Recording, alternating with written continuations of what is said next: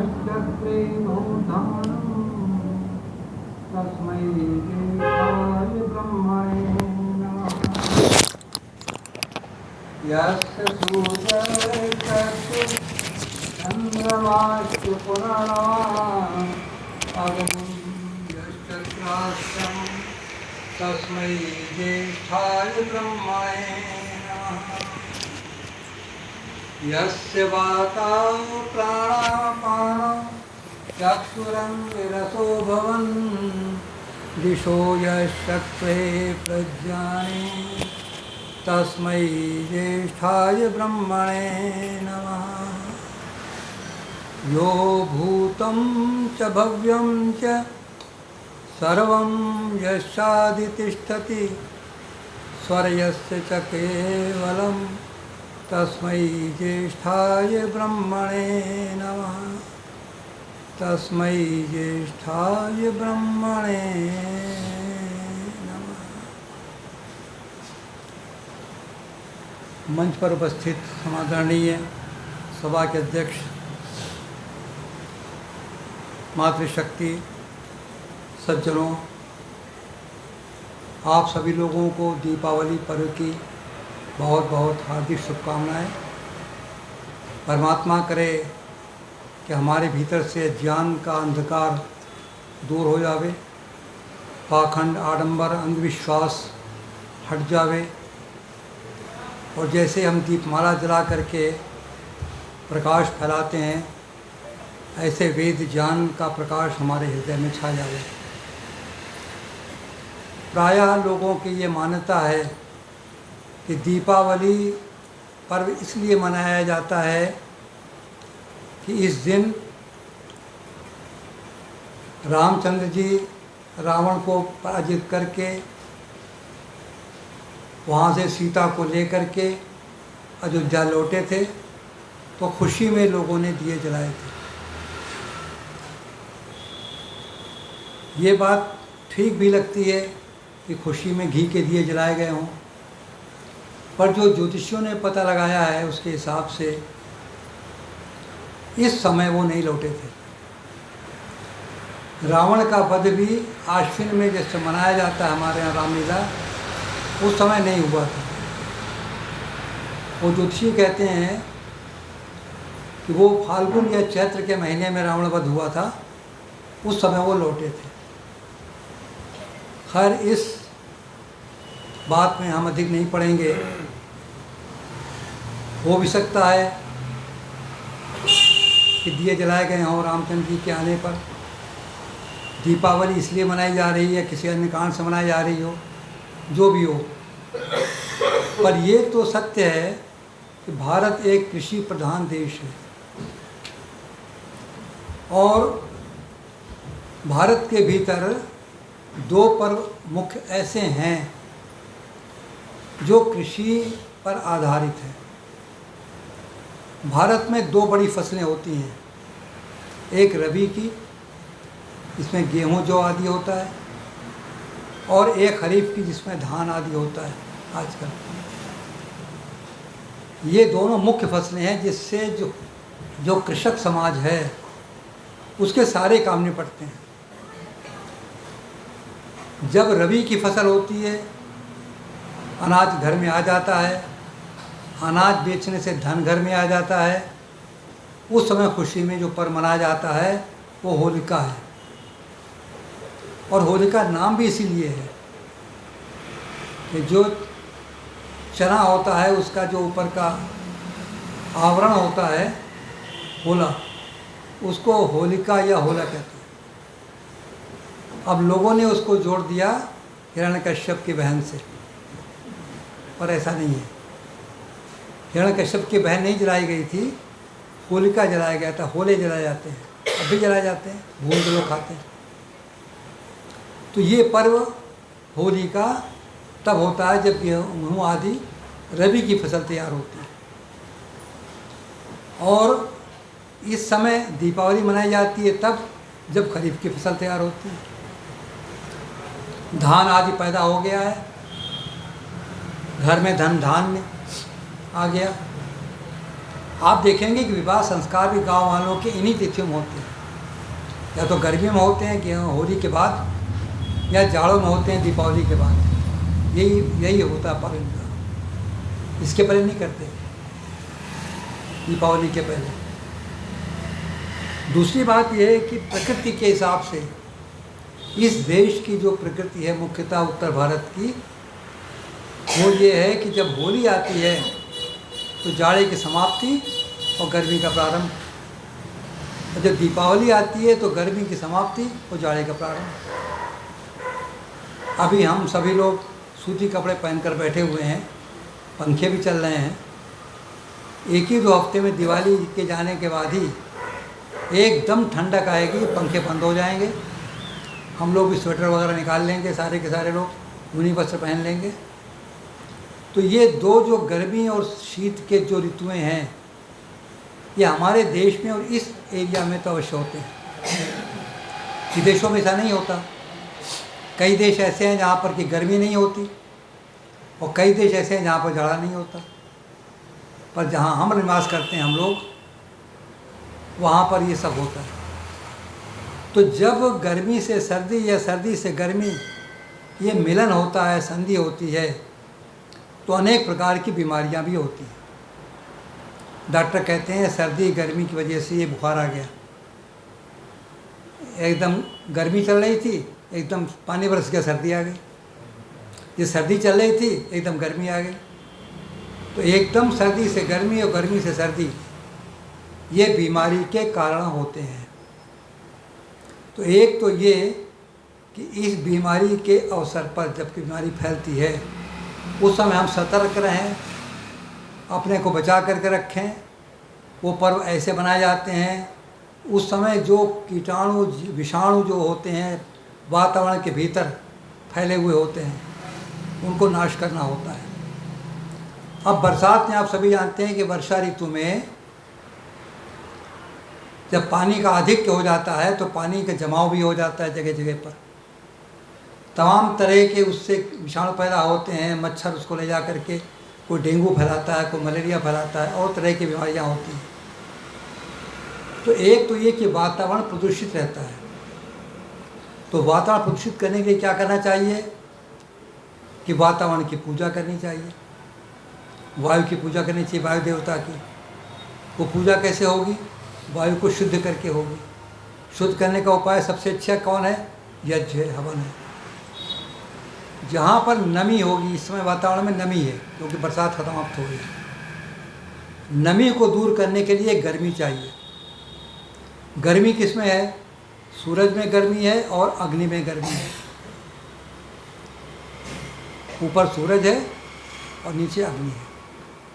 तो सूरज तो अपना काम जो करता है वो करेगा अपने हिसाब से, पर अग्नि को हम लोग ज़्यादा प्रयोग कर सकते हैं उन सब जीवाणुओं को समाप्त करने के लिए, वातावरण से नमी को दूर करने के लिए, गर्मी लाने के लिए। इसलिए बड़े बड़े यज्ञ किए जाते थे। होली के समय पर भी यज्ञ होता था, हर चौराहे पे यज्ञ होते थे बड़े बड़े। इसका रूप बदल गया है अब, और लोग कुछ भी लकड़ी कंडे कुछ भी जला देते हैं, रबर आदि भी जला देते हैं। लेकिन वो बड़े बड़े जो यज्ञ होते थे, बृहद यज्ञ, वही इसका वास्तविक रूप था। दीपावली में भी यज्ञ तो घर घर में किए जाते हैं। आर पर पद्धति से आप यज्ञ करें तो हर एक पर्व के लिए अलग अलग मंत्र दिए हुए हैं, पर सबसे ज़्यादा मंत्र दीपावली के पर्व के लिए हैं। 38 मंत्र आप लोग करेंगे दीपावली के दिन यज्ञ घर पे आर पर पद्धति से। तो विशेष मंत्रों की संख्या 38 सबसे ज़्यादा है। बड़े बड़े घरों पे किए जाते हैं। उसके अतिरिक्त हम अपने मकान के ऊपर, छतों के ऊपर दिए जलाते हैं, घी के दिए जलाते हैं या तेल के दिए जलाते हैं। उसके जलने से वातावरण में जो कीटाणु है वो नष्ट होते हैं, और जो नमी होती है वो समाप्त हो जाती है, और वातावरण सामान्य बन जाता है। तो ये मुख्य है जो कि दीपावली मनाने का उद्देश्य है। ये दोनों बातें होती हैं। एक तो फसल के हिसाब से घर में आ गया है तो हम खुशी मनाएंगे, इस दीपावली का जो शुद्ध नाम है वो है शारदीय नवसश्रेष्ठी। शारदीय इसलिए कहा गया कि शरद ऋतु में होती है। कुंवार और कार्तिक जो 2 महीने शरद ऋतु में आते हैं। तो ये दशहरा आपका हुआ वो भी शरद ऋतु में था, और दीपावली भी आधी बीती है शरद ऋतु बीती है। कार्तिक पूर्णिमा को शरद ऋतु समाप्त हो जाएगी। तो ये शरद का ऋतु है, का पर्व है, इसलिए इसको शारदीय कहा गया। और नवसश्रेष्ठी का अर्थ क्या है? नव के अर्थ होता है नया, षष्ठ माने अनाज, और इष्ट माने जो हम यज्ञ करते हैं। इष्ट और आपूर्त 2 प्रकार के यज्ञ करते हैं। किसी कामना से जो यज्ञ किया जाता है वो इष्ट यज्ञ होता है, जैसे कि पुत्रेष्टि। और सामान्य जन के लाभ के लिए किया जाता है वो आपूर्त यज्ञ होता है। कुएं बनवा देना, धर्मशाला बनवा देना, और कुछ पानी का प्याऊ लगवा देना, जाड़ों में लकड़ियाँ जला देना चौराहे पर, ये भी यज्ञ है, यह आपूर्त यज्ञ है। यज्ञ के अर्थ ही होते हैं बिना किसी स्वार्थ के दूसरों का उपकार करना, परोपकार करना, इसका नाम यज्ञ है। केवल देवयज्ञ यज्ञ नहीं है। हम अग्नि में डालते हैं घी और सामग्री, ये देव यज्ञ है। इसके अलावा भी सारे यज्ञ हैं बहुत से, 5 यज्ञ तो यूँ ही होते हैं। उसके अतिरिक्त भी अश्वमेध यज्ञ भी होता है, राजसू यज्ञ भी होता है। तो ये इसलिए बनाया गया दीपावली के दिन कि शरद की ऋतु में नए अनाज से हम पहले यज्ञ करेंगे। तो अग्नि को पहले हम समर्पित करते हैं, आहुतियाँ डालते हैं। आज के दिन, दीपावली के दिन जो आप लोग यज्ञ घर पे करेंगे, उसमें जो नए अनाज का जो लावा होता है, खील कहते हैं जिसको, उससे आहुतियाँ दी जानी चाहिए और दी जाती हैं। इसी प्रकार से होली में जो यज्ञ किया जाता है घर पे या चौराहों पे किया जाता है, उसमें गेहूं और जौ आदि के द्वारा आहुतियाँ दी जाती हैं। पहले अग्नि में जला दो, उसके बाद कुछ। इसको कहते हैं अग्निदेव की पूजा। अग्निदेव की पूजा ये नहीं है कि कोई आदमी शक्ल बना दिया और कह दिया ये अग्निदेवता है, और उन पर फूल चढ़ा दिया, पानी चढ़ा दिया, ऐसे। वो पूजा माने फूल पत्ती चढ़ाना नहीं होता है। जो जैसा हो उसको वैसा करना। तो अग्निदेव की पूजा क्या है कि हम अग्नि के भीतर नवषष्ठ से नया जो अनाज है उसकी आहुतियाँ दें। यही नहीं, 5 महायज्ञ जो हमारे यहाँ प्रचलित हैं, उसमें से एक है बलवैश्य देव यज्ञ। हमारे आपके बीच में से बहुत इन्हें गिने लोग होंगे ये 5वां महायज्ञ घर पे करते होंगे। क्यों इसलिए नहीं करते हैं? क्योंकि आजकल खाना जो बनता है वो गैस से बनता है, उस चूल्हे बनता है। वहाँ करें तो कैसे करें? हमारे बचपन में चूल्हे हुआ करते थे, हमारी माता जी चूल्हे बनाती थी, बहन चूल्हे बनाती थी। तो चूल्हे के कोयले बाहर निकाले जाते थे, और जो भोजन बन गया उसमें से रोटी निकाली, उसमें थोड़ा सा घी लगाया, थोड़ा चीनी डाली उसके ऊपर, और उसके करके ओम सारगंधाय नमः, ओम अग्नाय नमः, आहुतियाँ डाल दिया। बिना नमक का जो अनाज बनता है पहले अग्निदेवता के को समर्पित, उसके बाद हमको खाना मिलता था। ये 5वां बलवैश्य देव। तो यज्ञ में समर्पित करके ये हमारी परिपाटी रही है कि कोई भी नई चीज़ होगी, ऐसे जब वो होती है मकर संक्रांति, उस समय तिल आवश्यक होता है, लाभकारी होता है। तो मकर संक्रांति में तिल की आहुति दी जाती है। तब उसके बाद तिल का हम लड्डू खाएंगे, बाद में प्रयोग करेंगे उसको। अब हुआ क्या, धीरे धीरे कालांतर से ये बदलती चलेगी चीज़ें। क्योंकि दीपावली मुख्य रूप से देखा जाए तो ये जो व्यावसायिक लोग हैं, जो व्यापार करते हैं, उनका ये पर्व है। पर्व सभी का है, पर उनके लिए विशेष है। विशेष इसलिए कि मैंने बताया था पिछली बार आपको कि ये पितृपक्ष क्यों मनाया जाता है और क्यों पितरों की सेवा की जाती है।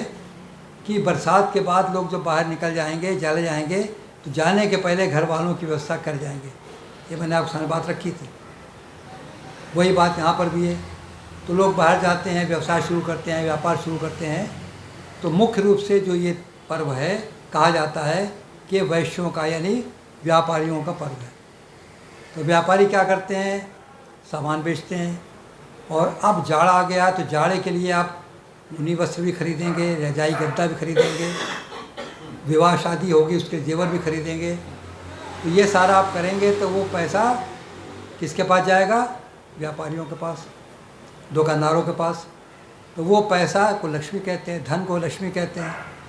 तो लक्ष्मी किसके पास आएगी? व्यापारियों के पास। तो कहते हैं कि लक्ष्मी और गणेश की मूर्ति घर के भीतर रख लो, उनको फूल चढ़ा दो, उनको पानी चढ़ा दो, उनको खाना चढ़ा दो, लड्डू चढ़ा दो, तो लक्ष्मी आपको बहुत प्राप्त होगी। हाँ, उनको चढ़ाओ या ना चढ़ाओ। दीपावली पर जिस प्रकार धनतेरस हो रहा है, दीपावली हो रही है, मिठाई की दुकान वाले हैं, खिलौने की दुकान वाले हैं, कपड़े की दुकान वाले हैं, आभूषणों की दुकान वाले हैं, स्कूटर कार के वाले हैं, इन सब लोगों को लक्ष्मी की प्राप्ति होगी। किंतु जो ये सब नहीं कर रहे हैं, व्यापारी नहीं है, उनकी तो लक्ष्मी जाएगी, प्राप्त नहीं होगी। चाहे कितना आप लक्ष्मी के ऊपर चढ़ा लो प्रसाद, लेकिन आपके घर से तो लक्ष्मी निकलेगी और जाएगी दुकानदार के पास। धनतेरस के दिन हिंदू जो हैं वो कुछ नहीं लेंगे तो एक चम्मच तो नहीं लेंगे, एक कटोरी तो खरीद ही लेंगे। तो खरीदेंगे तो पैसा देंगे, तो पैसा जाएगा व्यापारी के पास। तो ये कहना कि जी लक्ष्मी और गणेश की मूर्ति घर में रख के पूजा करने से खूब पैसा आता है, गलत बात है। आता है कुछ लोगों का, कुछ लोगों का जाता है। पर लोगों ने कहा कि आना चाहिए, तो उसमें एक गलत परंपरा, एक दुष्ट परंपरा चल पड़ी कि लोग जुआ खेलते हैं। हमने देखा है कहा जगह पर जा कर के, तो लोग कहने लगे जी आइए, नहीं अभी आ जाइए आप। मैंने कहा ये क्या है भाई? कहना इसे बस खेलेंगे थोड़ा सा मामूली। मैंने कहा तो जुआ है, इसको क्यों खेलते हो? कहने नहीं, आज की दिवाली के दिन तो शुभ होता है। ये पिता अपने बच्चों से कहता है कि खेलो जुआ मेरे सामने, नाम लेने से फ़ायदा नहीं है। लेकिन लोग कहते हैं, मैंने देखा है कि घर के भीतर बैठा करके बाप बेटा माँ बस सब रमी खेल रहे हैं या फ्लश खेल रहे हैं, जुआ खेलते हैं, और कहते हैं खेलना चाहिए दीपावली पर, ये शुभ होता है, लक्ष्मी आती है इससे। मैंने कहा भाई धन सबके पास जितना था, कहीं ऊपर से तो टपका नहीं है पैसा। यहाँ का धन निकाल के इनके पास चला गया, इनके धन निकाल के इनके पास चला गया। इसके पास आ गया तो लक्ष्मी उसके पास आ गई, इसके पास से निकल गई वो लक्ष्मी विहीन हो गया। ऐसे भी देखे हैं मैंने। एक मेरा सहकर्मचारी था, वो तनख्वाह लेकर के घर जा रहा था, लोगों ने पकड़ लिया, अरे आ जाओ यार, और खेला जुआ, और पूरी की पूरी तनख्वाह वो जुए में हार गया। अब हार गया तो अब घर कैसे जाए? वो पत्नी तो इंतजार में बैठी हुई है कि अभी वो होता क्या था सर्विस वालों का, जो मीडियम क्लास के होते थे, हम लोग उसी क्लास के थे, कि तनख्वाह मिलेगी तो सामान खरीदा जाएगा, महीने भर का सामान। कुछ चीज़ें रोज़ होती है, बाकी महीने भर की इकट्ठा अनाज आ गया, ये आ गया, वो आ गया, और महीना ख़त्म होते होते पैसा भी ख़त्म। कि अगर महीने के अंत में कोई पहुंच जाए मेहमान, तो खिलाने के लिए कोई विशेष चीज़ नहीं रहती घर में। अब वो उम्मीद थी कि वो आएगा तो हम लोग चलेंगे परचेजिंग करने, मार्केटिंग करने, और वो जुआ में सारा पैसा हार गया, ज़ीरो हो गया उसके पास। अब जाए कैसे? तो 3 दिन तक वो शख्स घर नहीं गया, छिपा रहा किसी और घर पे। ये सच्ची घटना बता रहा हूँ। तो ये जो एक गलत परंपरा चल पड़ी, इन गलत परंपराओं को हमें दूर करना चाहिए। इसी प्रकार से खुशी मनाने की एक और परंपरा है जो अभी हाल में चली है, इसके पहले नहीं थी। हमारे बचपन में ये परंपरा नहीं थी। वो थी आतिशबाजी की परंपरा। आप मुझसे इस बात पे थोड़ा असहमत हो सकते हैं कि हम आतिशबाजी के विरोध में क्यों बोल रहे हैं। क्या दिल्ली के सरकार ने जो किया वो सही किया? खुशी मनाने के लिए अब आतिशबाजी का प्रचलन आजकल है, इसलिए मनाते हैं लोग। पर वैसे देखा जाए तो वातावरण की शुद्धि के लिए आतिशबाजी कोई अच्छी चीज़ नहीं है। इसके बदले हम लोग बचपन में दिए तो जलाते थे, पर साथ में वो किसकी मिलती थी वो लकड़ियाँ, सनई की, उसको बच्चे जला करके घूमते थे। का जो भी कोई हाल नहीं होती होगी, उससे जो भी होता होगा। तात्पर्य कहने का ये है कि हम जो दिए जलाते हैं उसमें ये भी आप ध्यान रखने की बात है बहुत से लोग खाने का तेल अलग खरीदते हैं और दिए में जलाने दीपावली का तेल अलग खरीदते हैं। वो दुकानदार कहता है कि ये सस्ता वाला तेल है, ये इतने रुपए किलो है दिया जलाने के लिए, ये महंगा वाला तेल है ये आपके खाने के लिए। पर मैं कहूँगा कि आप लोग जो इतने आज सुन रहे हैं, इस बार दिवाली में जो दिए जलाइएगा वो रद्दी वाले के मत जलाइएगा। हो सकता है उसके जलाने से वायु प्रदूषण बढ़ जाता हो। जो कड़वा तेल, सरसों का तेल आप खाते हैं, पकौड़ियाँ तलते हैं, अपने भी सब्जी बनाते हैं, वही तेल जलाइए। देसी घी तो जलाने की बात मैं कहूँगा नहीं, क्योंकि बहुत महंगा पड़ता है। लेकिन तेल भी जलाना हानिप्रद नहीं होता है, लाभप्रद होता है। अच्छा तेल, सरसों का तेल जलाइए, लाई का तेल जलाइए।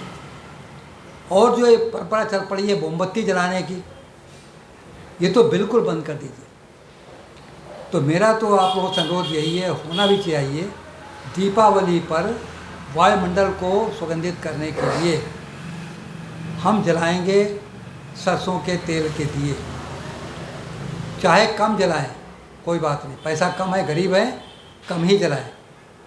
400, 500, 1000 दिए नहीं जलाएंगे हम, 50, 25 दिए जला देंगे, कोई बात नहीं। बाकी लाइट है, झालर लगा दीजिए, झालर में कोई नुकसान नहीं, कोई फ़ायदा भी नहीं, कोई नुकसान भी नहीं, और रोशनी हो जाती है, एक अच्छा उस मालूम पड़ता है। तो झालर लगाइए, और ताम झाड़ फानुस मिलते हैं वो सब लगाइए, बल्ब जलाइए, सब करिए, पर मोमबत्ती मत जलाइए, क्योंकि मोम जलता है तो वातावरण को प्रदूषित करता है, अच्छा नहीं करता। और आतिशबाजी तो हो सके तो अवॉइड करिए। बहुत से बच्चे कहते हैं भाई हम देखेंगे, आतिशबाजी देखेंगे, तो उनको दिखाने के 2-4 ला कर रख दीजिए घर में, अगर बहुत ज़रूरी है तो। अदरवाइज़ मैं तो अपने बच्चों से कहता हूँ कि और लोग जला रहे हैं तो वो ऊपर आकाश में उड़ के जा रहा है, यहाँ जलाओगे तो भी ऊपर जाएगा, वहाँ जलाओगे ऊपर जाएगा, देख लो उनका, जला वो रहे, मजा आप ले लो। मैं तो ये कर देता हूँ। तात्पर्य कहने का ये है कि दीपावली जो आ रही है, चाहे जिस कारण से भी दीपावली मनाई जाती हो, पर शुद्ध रूप में मनाया जाना चाहिए। ये दीपावली की बात हो गई। अब एक दूसरी मुख्य बात है आज के दिन, दीपावली के दिन, वो हम आर्य समाजियों के लिए बहुत महान बात है। वो महान बात ये है कि जैसे दीपावली के दिन सूर्य अस्त हो जाता है और फिर दिए वहाँ जलाए जाते हैं अंधकार में, पर वो दिए जलाए तो जाते हैं हज़ारों की संख्या में। अभी अयोध्या में 17 लाख दिए जलाए जाएंगे, और वर्ल्ड का रिकॉर्ड बनने जा रहा है। उसके लोग आ गए हैं गिनने के लिए, इतने दिए जलाए जाते हैं। इसके बावजूद भी उतना प्रकाश नहीं होता जितना कि सूर्य के प्रकाश से होता है, ठीक है ना। दिन में सूरज निकलता है, वो प्रकाश कमरे के भीतर चले जाइए, वहाँ भी रोशनी है, और दिए जला दीजिए, कितने भी रोशनी होगी उतनी नहीं होगी। ठीक इसी प्रकार से दीपावली के दिन सायंकाल को 6 बजे ज्ञान के सूरज महर्षि दयानंद सरस्वती का अवसान हुआ था। वो सूरज छिप गया था, महर्षि मोक्ष को चले गए थे। उसके बाद तमाम उनके हज़ारों शिष्य हुए, हमसे अच्छे अच्छे और हमारे जैसे प्रवचन करने वाले भी हज़ारों लाखों हुए, और आज भी हैं, प्रयास भी कर रहे हैं। लेकिन हम लोग दियों के समान हैं, और महर्षि जो सूर्य के समान थे। तो महर्षि ने क्या किया? सूरज क्या करता है वही महर्षि ने किया। सूरज एक कसम लेकर के आता है कि हम संसार से, धरती से अंधकार को हटा देंगे। महर्षि ने भी प्रण लिया था कि हम धरती से, संसार से अज्ञान को मिटा देंगे, और उन्होंने हर चीज़ के सामने रख दिया, हर चीज़ बता दी, ये असत्य है और ये सत्य है।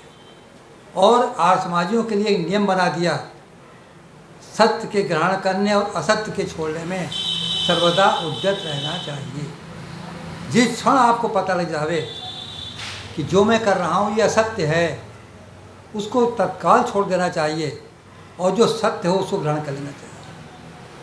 जैसे किसी ने आपके सामने ला करके रखा और कहा कि जी ये अच्छा पेय है, शरबत है, या जो चीज़ है लाभ करेगा। पीने के पहले आपको पता लग गया कि इसके भीतर शराब मिली हुई है, शराब पिला रहा है हमको, होता है ऐसा। जो नहीं पीते हैं कि अच्छा पिला दो धोखे में, पानी वानी मिला करके शरबत में डाल करके पिला दो। लोग बेहोश करने के लिए, लूटने के लिए क्या करते हैं, शरबत में डाल देते हैं कुछ नशीला पदार्थ।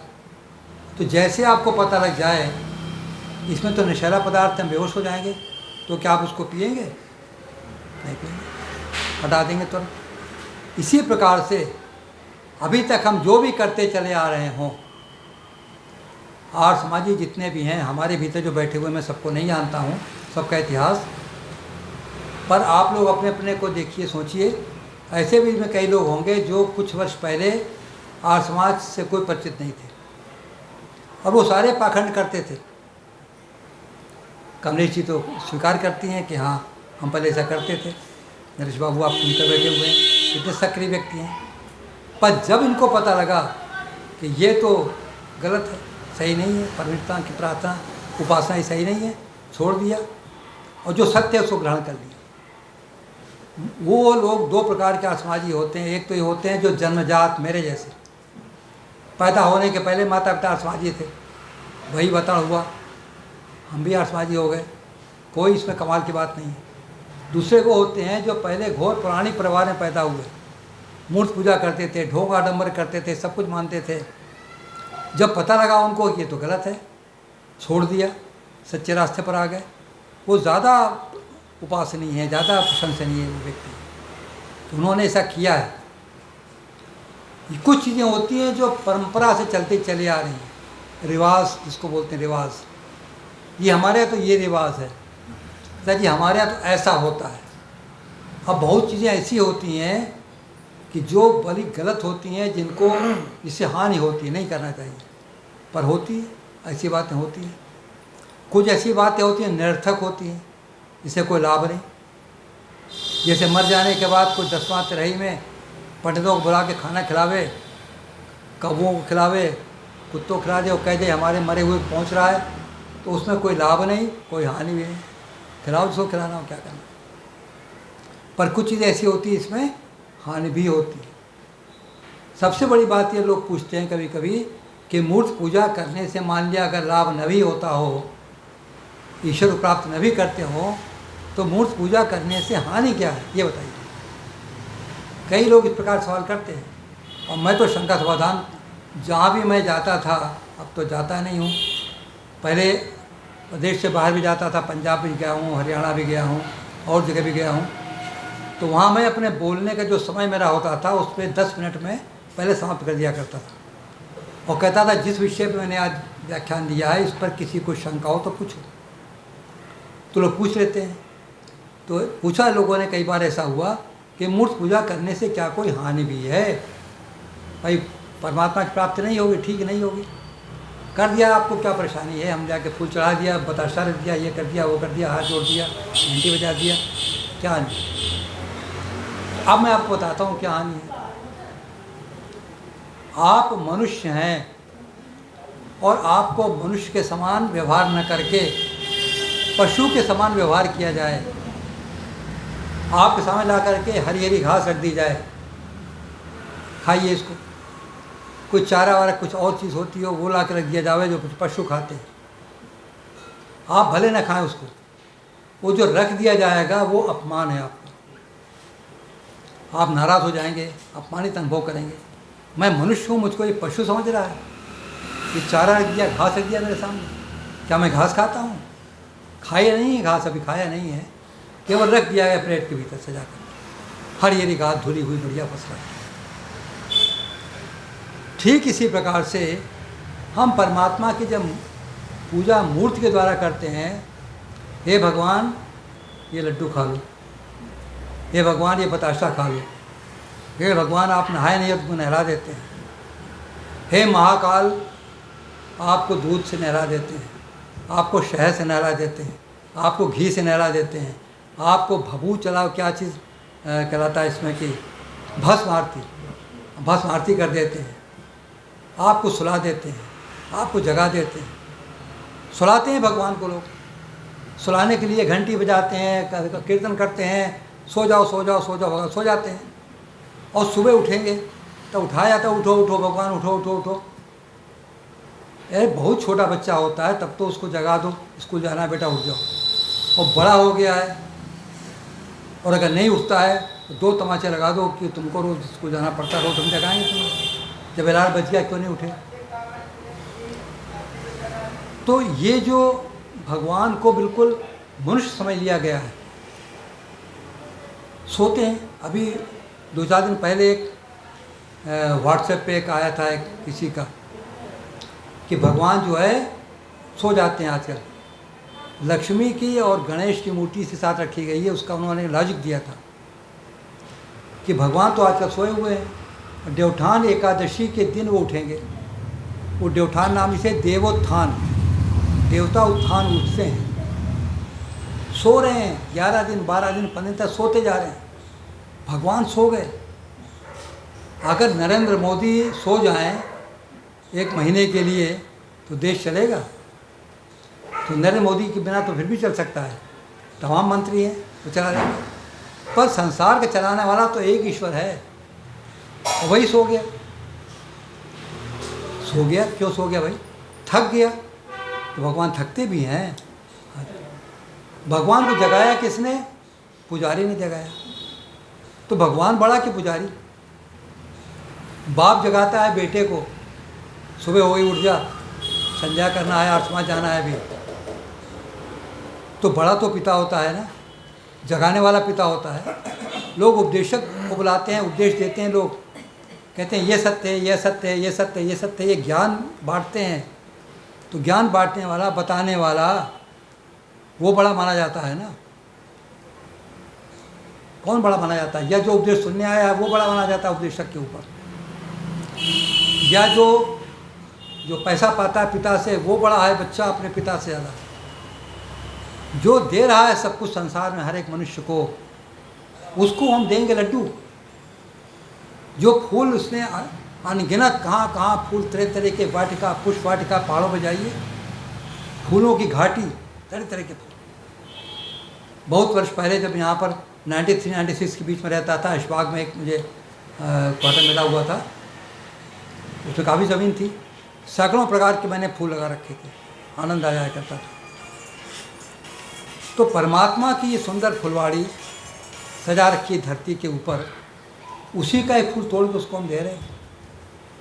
किसी घर आप जाइए, उनका ड्राइंग रूम खूब सजा हुआ हो, तरह तरह के गुलदस्ते, तरह तरह की फ़ोटो, तरह तरह की चित्रकारी सब लगी हुई है, और उसी में से एक चित्रकारी निकाल लीजिए दीवार पर से, और गृह के स्वामी कहिए लीजिए ये मैं आपको दे रहा हूँ, आप खुश हो जाइए। क्या सोचेगा वो? मेरे घर आए हैं, मेरे घर की चित्रकारी, मैंने पैसा देकर ख़रीदा है इसको, मैंने दीवार पर लगाया है इसको, और ये दीवार से निकाल के मुझे को दे रहा है। परमात्मा की बनाई हुई ये फुलवाड़ी, परमात्मा के बनाए हुए सब देखिए क्या क्या चीज़ें हैं। बाजार कहीं गंगोत्री, यमुनोत्री, उत्तरकाशी कभी गए हों, जाके देखिए वहाँ का दृश्य। मैं तो गंगोत्री गया हूँ, बैठ गया, उठने का मन नहीं कर रहा था। क्या झरने हैं, क्या पानी कर रहा है, क्या सफ़ेद बर्फ़ की चोटियाँ हैं। जहाँ भी चले जाइए परमात्मा की लीला दिखाई पड़ती है। और वो परमात्मा की जो लीला जो उसने बना रखा है हम लोगों के लिए, हमको दे रखा है, तरह तरह के खाने के पदार्थ, एक से तरह तरह के पुष्प, तरह तरह के सब चीज़ें, और उसी की चीज़, और हम उसको देने का नाटक कर रहे हैं। ये परमात्मा का अपमान है या नहीं है? बताइए, दिल ध्यान रख के सोचिएगा, ईश्वर का अपमान है या नहीं है? अगर ईश्वर का अपमान है और उस अपमान को हम जानते बूझते हुए भी कर रहे हैं, तो परमात्मा हमें क्या देगा? है जीत तुम्हारे हाथों में और हार तुम्हारे हाथों में। भाई बहन जी ने भजन गाया था, परमात्मा के हाथ में तो है, पर वो ऐसे ही नहीं है, बिल्कुल नियम के हिसाब से है। कोई परमात्मा गलती नहीं करता फल देने में। अगर अच्छे कर्म हम करेंगे तो अच्छा फल मिलेगा, जीत हमारी होगी। बुरे कर्म करेंगे तो बुरा फल मिलेगा। ऐसा नहीं हम कर्म करें बुरे, परमात्मा आपके हाथ में जीत भी है तो आप जीत दिला दो। बच्चा स्कूल में जाता एग्ज़ाम देने के लिए, आता जाता कुछ था नहीं, सही लिख नहीं पाया कुछ भी वो। उसके बाद आकर कहने लगा कि भगवान हाथ जोड़ता हूँ, मुझे आता जाता कुछ नहीं है, लेकिन आप ही सब कुछ करने वाले हो, हम तो माध्यम मात्र हैं। लोग कहते हैं ना, ये कराने वाला वही है, हम तो माध्यम हैं। अच्छा कराएगा तो वो कराएगा, बुरा कराएगा तो वो कराएगा। तो आपने अच्छा नहीं कराया मुझसे, बुरा करा दिया, हमने गलत लिख दिया करके, क्योंकि मुझे आता नहीं था। अब आप मुझको पास करा दो फर्स्ट डिवीज़न, तो परमात्मा करा देगा, वो इस अध्यापक करा देगा, कोई प्रिंसिपल, कोई भी अथॉरिटी कराएगा क्या? तो जानते हुए परमात्मा का जो अपमान करना चाहता है, वैसे तो परमात्मा का अपमान कोई कर ही नहीं सकता। गालियाँ देने वाले गालियाँ देते रहते हैं, भगवान आपसे हमारी क्या दुश्मनी थी, मैंने जीवन में कोई बुरा काम नहीं किया, फिर भी आपने हमको ये कष्ट दिया, ये कष्ट दिया, ये दुख दिया, वो दुख दिया, मेरा बेटा को जल्दी ले गए, मेरी बेटी को जल्दी ले गए, मेरा बीमार हो गया बच्चा, नहीं, लड़की शादी नहीं हो पाई, क्या आप करते रहते हैं? देते हैं गालियाँ लोग परमात्मा। पर परमात्मा को गालियाँ देना वैसे ही है जैसे ऊपर सूरज की तरफ मुँह करके थूकना। जो सूरज पे थूकेगा वो थूक कहाँ गिरेगा? परमात्मा को कैसे? क्योंकि जो आप कर्म करते हैं परमात्मा फल देता है उसके हिसाब से, कोई गजपच नहीं, कुछ नहीं। तो इसलिए मूर्ति पूजा मानना परमात्मा का अपमान है, और रामकृष्ण आदि को ईश्वर मानना ये रामकृष्ण आदि का अपमान है। कोई देख लीजिए कैसा 2 मिनट के भीतर हिसाब कर देता। राम हो या कृष्ण हो या दयानंद हो, कोई भी हो, इन लोगों ने ऐसे अच्छे अच्छे कार्य किए कि हम लोगों के लिए असंभव मालूम पड़ता है, ऐसा कैसे कर सकता है कोई? 3-3, 4-4 हज़ार पुस्तकों को पूरा पढ़ करके उसमें क्या सही है क्या गलत है इसका अन्वेषण करके महर्षि यहाँ शास्त्री ने सत्यार्थ प्रकाश लिखा। ये तो एक ग्रंथ की बात है, वेदों का भाष्य किया, उसके कितना व्याकरण पढ़ा, क्या क्या किया, कितने वर्षों तक, 18 वर्षों तक वो पहाड़ों पे, जंगलों में और तपस्या करते रहे। बड़े घर के जमींदार के बेटे होकर के भी वो एक कोपिन पहन करके नंगे होकर के पूरा कहाँ कहाँ घूमते रहे, भूखे प्यासे भी रहे, भोजन मांगते नहीं थे, पूरे दुनिया को बदल दिया। उस समय कोई मूर्ति पूजा न करने की बात सोच भी नहीं सकता था, ईश्वर की पूजा उसी प्रकार से मानी जाती थी।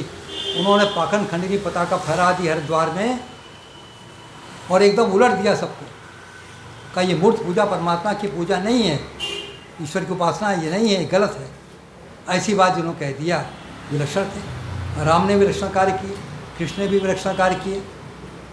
तो विलक्षण कार्य करने पर उनकी स्तुति होना चाहिए, उनकी प्रशंसा होनी चाहिए। किंतु जब हम ये मान लेते हैं कि राम तो ईश्वर थे, कृष्ण तो ईश्वर थे, तो एक ईश्वर के द्वारा एक रावण नाम के व्यक्ति को मार देना कौन सी मानता हो गई?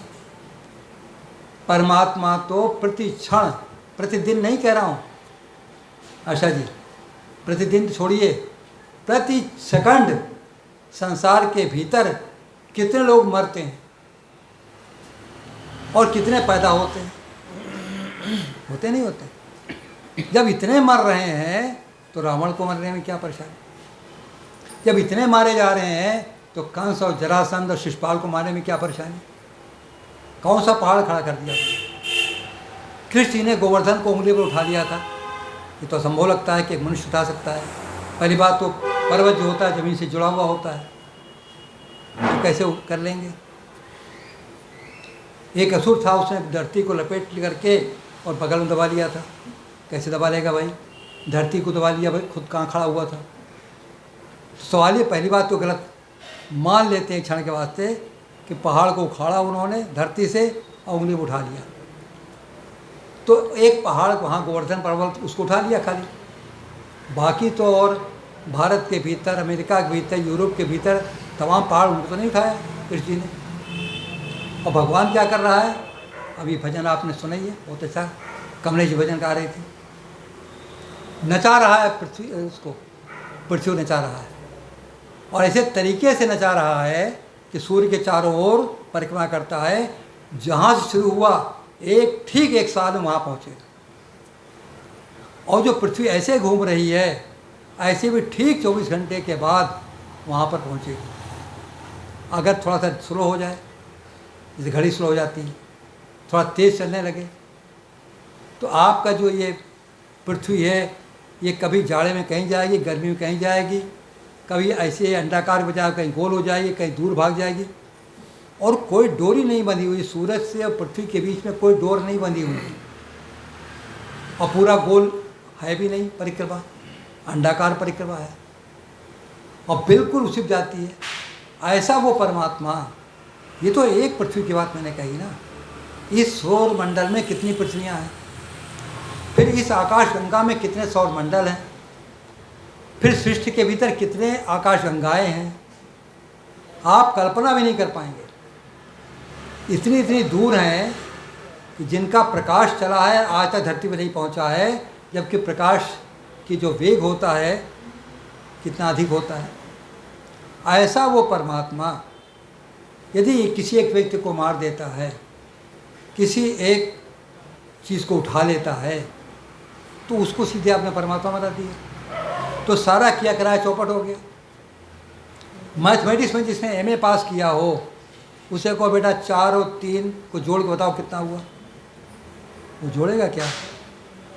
या कहीं या तो आप पागल हो या मजाक उड़ा रहे हो मेरा। 4 और 3 का जोड़ मैं बताऊंगा कि केजी वाला लड़का बताएगा?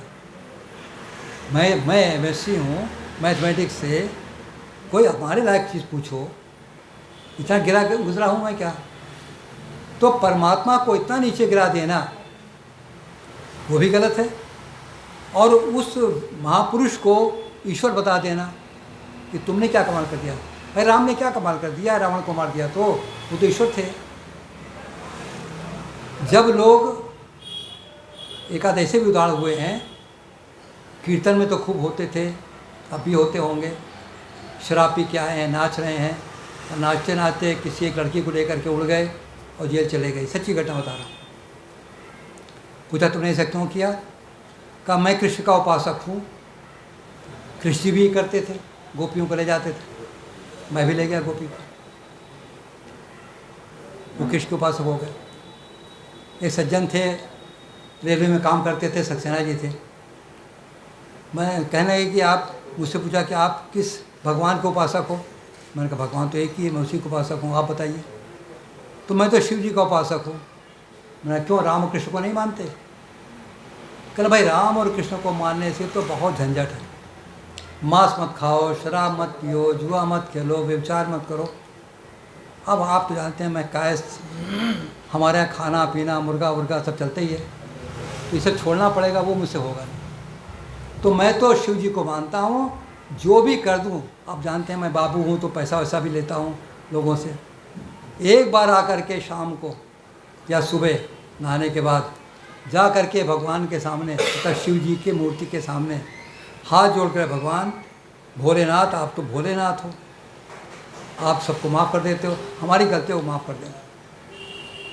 माफ़ हो गया आराम से। कितना आसान तरीका है। बरेली में मैं गया था, एक वार्षिकोत्सव था समाज का, उसमें गया था। तो वहाँ पर ये हुआ कि जेल के भीतर जो बच्चे वाला जेल होता है, किशोर, उसमें आकर के आप प्रवचन दीजिए। तो मैं था, मेरे साथ स्वामी दिव्यानंद जी थे, हम दोनों पहुँचे वहाँ पर प्रवचन देने के लिए वो कैदियों को। तो वहाँ पर इसे देने के पहले स्वामी जी ने कहा भाई कुछ आप लोग कोई भजन वजन सुना दो, उसके बाद हम लोग कुछ बोले। तो एक सिपाही था, उसने कहा ये भजन गाता बहुत अच्छा। उसने जो भजन गाया, उस भजन का, भजन तो मुझे याद नहीं है, उसका जो भाव था बताया उसने हिंदी में।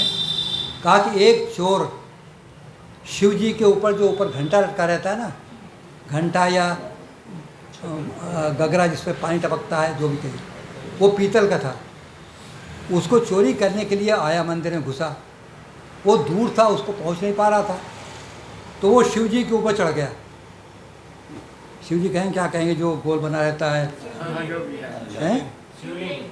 शिवलिंग में जो बना रहता है गोल गोल जो पाया जाता है, उसी का हिस्सा है, उस पर वो चढ़ गया और चढ़ करके उसको खोल लिया।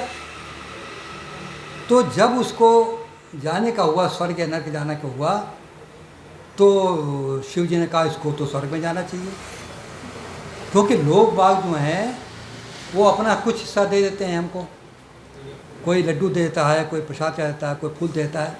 इसने तो अपने को समर्पित कर दिया, शरीर मेरे ऊपर चढ़ गया, वो समर्पित कर दिया मुझको, ये तो पक्का हमारा भक्त है इसको। अब शिव जी तो बेवकूफ़ रहे होंगे, उनको पता नहीं होगा मन के भीतर उसकी चोरी करने का इरादा है, क्या इरादा है, लेकिन कह दिया, सब समर्पित कर दिया। तात्पर्य कहने का यहाँ पर ये है कि आप ये पूजा कर रहे हैं या मजाक उड़ा रहे हैं। आप सोच लीजिए, आप अपने अध्यापक का मजाक उड़ाएंगे तो वो क्या करेगा? अगर सर्विस कर रहे हैं तो आप अपने उच्च अधिकारी का मजाक उड़ाएंगे तो वो क्या कर सकता है? और परमात्मा जिसके न्याय से कोई बच नहीं सकता, उसका मजाक उड़ाओगे। परमात्मा जो है वो तो सो जाता है और वो देवउठान के दिन सो के उठता है, वो हमारा दिया हुआ बताशा लड्डू खाता है, तो वो क्या गति बनाएगा हमारी? हम समझ रहे हैं बड़ा धर्म कर रहे हैं, हम पूजा कर रहे हैं, फिर परमात्मा ऐसा दंड क्यों देता है? इसीलिए दंड देता है। आपको पता ही नहीं है कि आपने जो पूजा की है वो पूजा नहीं, अपूजा है।